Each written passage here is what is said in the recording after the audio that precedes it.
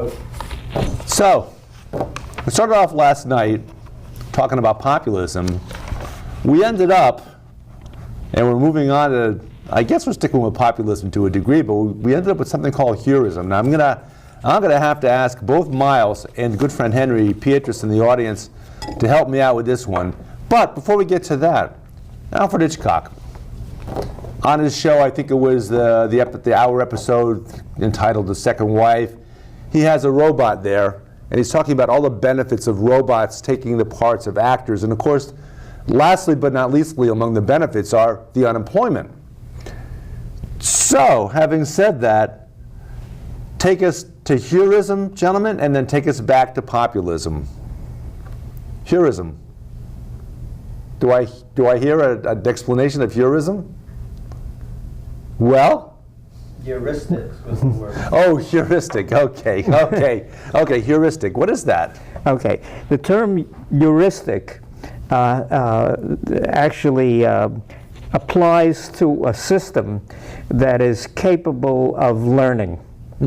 So in other words, we are hopefully heuristic. If we don't know how to do something, we're able to hopefully learn, and those people who are really good at it are called autodidacts, right? They somehow delve into the sources of information that enable them to overcome whatever obstacle they're facing.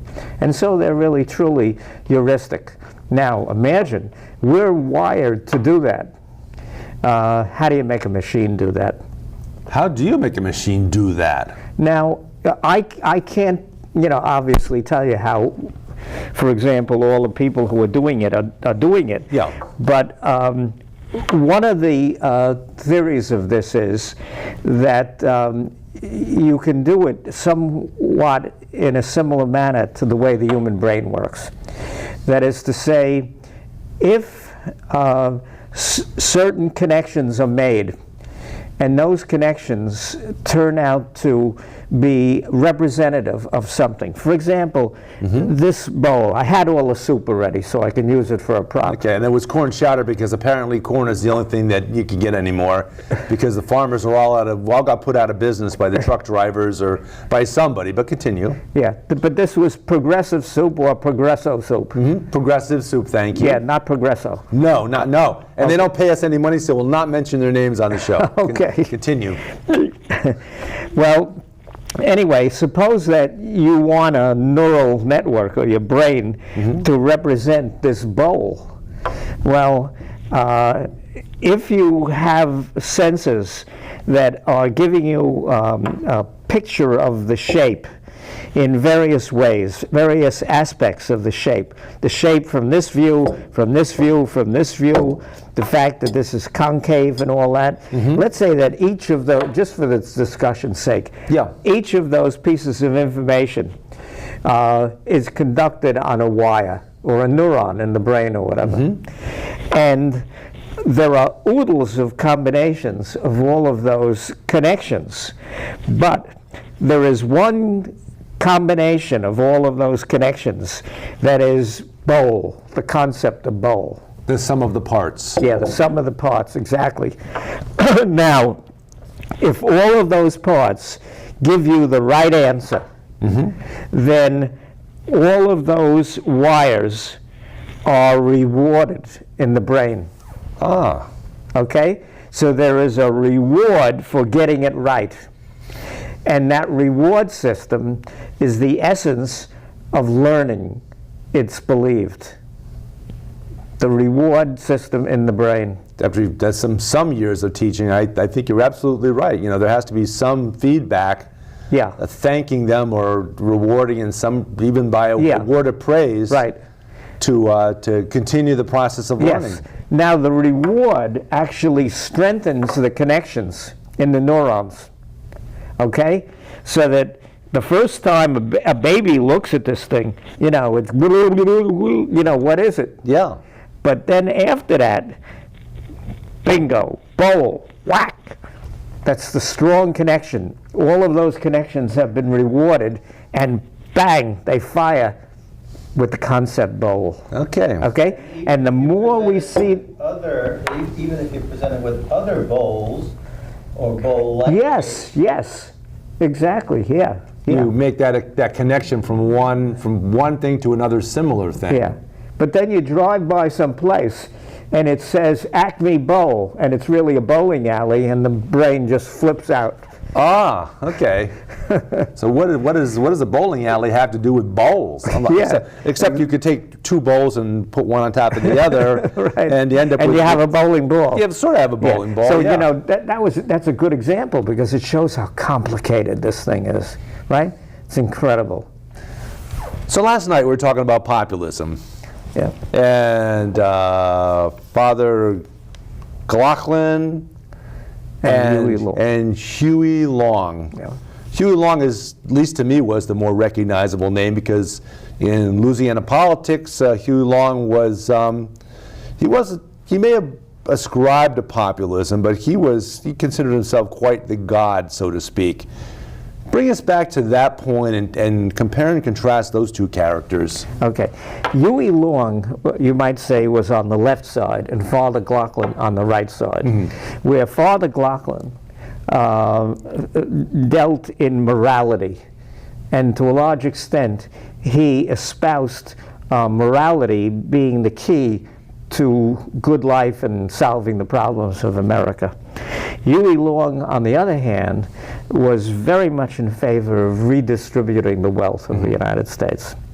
And so he formed clubs to share our wealth. That's what they were called, share our wealth. And the word wealth is so meaningful because if you say share our wealth, then the money of the Rockefellers and so on and so forth is actually our money. It presumes that it's ours, that, you know, never mind the fact that it's in the pockets of the Rockefellers and the other folks that had that had 20 homes and quite a bit of physical cash and all kinds of valuable things. The presumption is that it's really ours. Yes. So how do we get this stuff? How does it really become ours?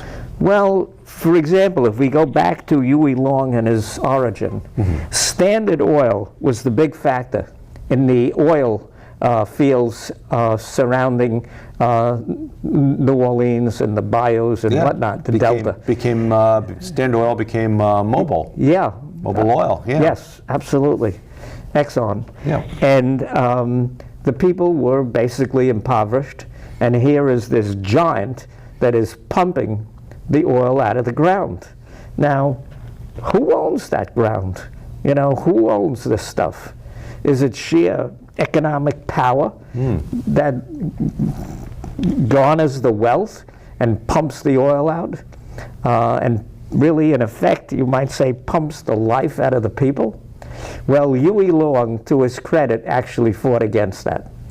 And he imposed taxes on Standard Oil, forerunner, as you say. And there they were in the state of Louisiana, and Louisiana owning the land, or the people of Louisiana owning the land, could certainly tell Standard Oil that, all right, go ahead, pump the oil out of the ground, but you're going to share some of it with us. Yes, through exactly. Through taxation. Yes, yes. So in a tangible way, that's what Huey Long was about, share the wealth, share our wealth. Yeah. And I think that that notion has relevance today because we were talking about automation and how it's having an adverse effect on people's ability to earn a living. And yet, mankind didn't spring forth in terms of General Motors. Mankind came from, obviously, a very, very long process that led to the development of copper, you know, smelting copper, making bronze, iron, and so on. So people who are no longer alive contributed to the steel that goes into General Motors cars. So who really owns stuff, you know? right? Is there an absolute ownership, or is there some common ownership, right? The wealth may be concentrated in terms of, let's say, a bag of money in somebody's hands, but where did that come from? The wealth is in the earth, the wealth is in the knowledge, the wealth is in the skills. So isn't that wealth shared and rightfully shared by the people? Well, that's a concept. That's a very, very noble concept. Yeah. And folks, without employees, employers really don't have much to go on. Right. Exactly. Yeah. Yeah. So anyway. So populism. Continue. Yeah. So I thought it might be interesting to look at the threads of connection between populists. For example, I have something here that if I could read it, it might be Sure, yeah. relevant. Ross Perot promised to change the relationship between the people and their government. In quotes, "We own this country," unquote. Sounds like share the wealth. H. Ross Perot, yeah, who ran for president in 1980, was it? I think so. Was it the year that? Oh no, that was Ross Perot was the year that Bill was 92. Or the year In 92. the year they had the three presidential candidates on the ballot, and Bill Yeah, Clinton around won. 92. I'll tell you why. Bill Clinton won Because with that quote 40%. came from something he said Yeah. to the National Press Club in March of 1992. Okay? Now, this is also a quote from Perot. "The government should come from us. It now comes at us with a propaganda in Washington that Hitler's propaganda chief, Goebbels, would have just envied." Okay, that's what Perot says. Maybe a little bit extreme. Wow, it's a lot of people do invoke the name of Hitler and his accomplices, but it's a tough comparison. Yeah. Under any circumstances, because I think only Hitler was really Hitler. although in Cambodia, the Khmer Rouge, when they came to power, when the United States destabilized Cambodia by going after the North Vietnamese there. You had the same kind of effect. You had Pol Pot. yes. Pol Pot and the Khmer Rouge slaughtered 6 million of their own people. Yeah, brutal. Yeah. Yes. So anyway, going on with that quote, he said, "We've got to put the country back in the control of its owners." Now there is the commonality with what we were talking about in terms of the definition of populism. And in plain Texas talk, this is kind of cute. And he's a Texan. Yeah. It's time to take out the trash and clean out the barn, or it's going to be too late. Clean out the barn. What, does that sound like drain the swamp? Yeah, absolutely. And I wonder if Perot would have cleaned out the barn by bringing horrible things into the barn, the way that the current president has drained the swamp by bringing in the alligators. Right. Yes. So anyway, this is not a quote, but I think it's an apt description. Perot wanted to prevent corporations from transferring their jobs overseas and opposed NAFTA. He promised to restore American manufacturing jobs and put American-made products in our stores. Our highest priority, this is a quote, is to get our house in order and make America work again. Sounds familiar, doesn't it? It sounds pretty familiar, certainly. Yeah. You take one word out here and substitute another And you've word got Trump. Yeah, and you've got right. And you've got Donald Trump. Yeah. You had commented. We had a little conversation about this, and you had commented about the differences, though, between Perot and Trump. Other than that, Perot was an honest, decent guy, relatively speaking, compared to Trump, and probably some other certainly a more of a thinking person than Trump. Would you say? Yes, definitely. And he had a sense of humor.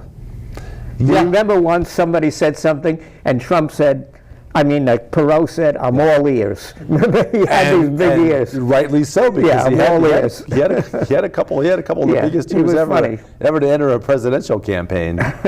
But yeah, certainly, like the other side of the coin is if you say something derogatory about Trump, he doesn't react quite as genteelly as Perot did. Yeah, I mean, if this man really had power, I wonder if he would just make you disappear. Right? Yeah, there's a certain venom there. There is a venom with a president, yeah. Yeah, now, Perot also said something that was kind of interesting. He said, a disturbing trend has emerged from the decade of greed, the era of trickle-down economics, and the period of capital gains tax manipulation. And he went on to say, we are headed for a two-class society. So many of the things he had to say, I think, were valid. And they remain concerns of us today. Absolutely. Yeah. Continue. Yeah. So, anyway, I think we were talking about the positive influence, though, of populism, and we were talking about how it affected the Roosevelt administration, FDR. Yes. Yeah, he was faced with an incredible challenge. I mean, the economy had collapsed. Yes. The stock market followed behind. First the banks, Right. then ultimately the stock market collapsed. But in the interim, you had people that were starving. Yes. And you had people that were out of work to the tune of about Losing their farms. Yeah, losing their farms, Yes. losing their jobs, and really had no hope for the immediate future. Right. Dire situation. Well, when Roosevelt took over, this was 32, he, at first, I don't think he really knew. Hold on. Says someone is trying to call you. Kitty says hurry up and answer. Hello? Yeah, I know it's you, but yeah, I know every show we have. Basil Budakat presents on Comcast, Friday night 10 p.m. and Sunday morning 11 a.m. And of course on YouTube, Basil Budakat Presents is on YouTube. If you go into YouTube and do that, or Facebook, Basil Budakat. It's getting kind of tiring, having to do this every time. So you got to come up with a little bit different approach for me to vaunt your show. He says he just doubled my salary again. Okay, and for that I have to come up with something? He said no, but otherwise I'll cut your salary in half. Okay. Basil, okay. Continue, Myles. We were talking about how the populists, Huey Long and Father Glaucon, influenced FDR. Now, when FDR first came into power in 1932, my observation is, and I'm not alone in this, of course, is that he wasn't sure what to do about this mess that he had inherited. Yeah, there's a lot of uncertainty about how to go forward. Right. And what he started doing was reducing the burden of government, the cost of government. And at that time, there were the veterans of the First World War and the bonus veterans. And They got their bonuses, instead of just writing checks to them and putting money in circulation, he held them at bay. They wanted their bonuses now instead of when they would be older. Yeah. And he didn't give them the bonuses. He denied that today. So you're going to have to wait. Well, this flew in the face of the modern concept of what to do about an ailing economy. That is to say, you want to put money in circulation, right? And he wasn't doing that. And at the same time, as the next election in 36 was approaching, here was Long and McLaughlin pushing their agendas, and they were gaining some traction. Now, Huey Long was assassinated, in 1935. Yeah. So that snuffed him out. But McLaughlin was still pecking away at FDR. But people liked FDR very much. And it turned out that the more McLaughlin pecked at him, the more people liked FDR. Interesting. Isn't that something? I've read that it was like 2-to-1. FDR would lose one supporter to McLaughlin, and he would gain 2. So McLaughlin's pecking away at Roosevelt kind of galvanized people behind their president. Yes, yes. But as the election approached, there were some changes being made in FDR's approach. There was the National Labor Relations Act, Yes. which strengthened the unions. And then there was the creation of the Works Projects Agency. And both of which, both those two acts, Yeah, they put people to work. and brought money back into the money back in the people's- yeah, pockets, right. and strength back Food into, on the table. Yeah, food on the table, Yeah, strength, right. strength to the Yes. working people, Yes. and benefit was very tangible. Yeah, and now everybody didn't have a job building trails in Yosemite or whatever, but enough people saw that process to believe that it would ultimately help them, that they might get a job, that it might help the economy. There was something on the horizon. Yeah, there for was them. something on the horizon. Yeah, Well, there was hope. My father was never a big fan of Roosevelt's, and of course he wasn't. He was young during the Roosevelt era, but he told me more than once this little poem about the WPA. Well, a couple of them. One of them was WPA, lean on your shovel and collect your pay, which to an extent was correct, but it was, as you say, people thought it was a positive thing. And the other one was to standing, to sitting, to working, to I can't say the rest of it, but you can imagine what the would be. So how did this play out, this notion of people having an opportunity to work and other people having an opportunity to see that other people were going to work? How did that collectively affect America? Well, it strengthened Roosevelt and empowered him to take the process further. Now, some people will argue that the Depression ended with World War II. Probably to some degree, correct. Yeah. So the Japanese did a lot to end the Depression. Yeah. Yeah. But nevertheless, there was progress. And what happened, I think, was that people saw that their government could do something for them. And that was pretty remarkable, that we wouldn't fall into a depression and just decline and spin out of control, but something could really be done. So I think that it caused a change in Americans' view of government. Right? Now, okay, so the populists helped with that. They did. Yeah. But then there was a populist influence that had quite the contrary effect, and that was George Wallace.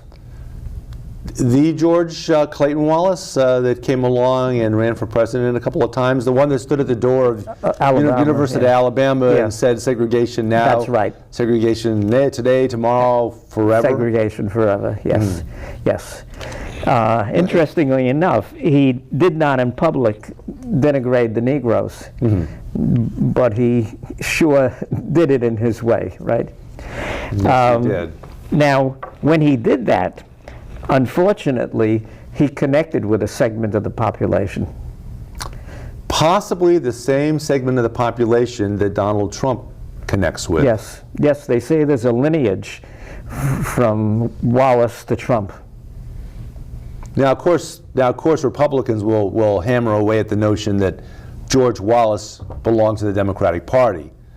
But keeping in mind that the Democratic Party Changed. and the Republican Party have pretty much flipped places since then. Absolutely. And that happened with Lyndon Johnson signing Yes. the civil rights legislation Right. in 1965. Yes. And lost knew, he said right up front, the Democratic Party is losing the South for generations. Yes. And they did. And who came along to gather up that part, those Dixiecrats, those racist Southern Democrats, and bring them into the fold?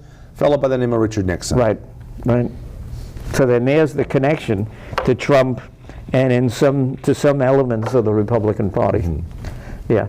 So once again, we see the influence of Populist upon our system, which is perhaps prone to it because we really have a two-party situation here, mm-hmm. unlike some other countries in the world where delegates can be elected and be a minority, and then they coalesce and they still into have a lot of influence. Some aggregate that then can rule. We're not like that, right? It's all or nothing here, so we have a two-party system, and so we may be for better or for worse. Yeah. Looking abroad at populist situations, of course, the Führer wrote the book. Yeah. And he scapegoated the Jews, the intellectuals, gays, the gypsies. Yeah. Until there was nobody left but aiming for that purity, that pure Aryan race that he talked about. We're going to come back again at a future date and continue this discussion about populism, because there's a very interesting subject playing out right in front of us with many people in the political realm. But this has been Progressive Soup. I'm David Stevenson. Myles Ganfried. Thank you for joining us again. It was a pleasure. Thank you for having me. We'll probably be talking in the future, not too far distant future, about our good friend Bernie Sanders and what his plans are. Because there's another form of populism that I think you can bank on for honesty. Thank you for joining us. Enjoy your day. Mm-hmm.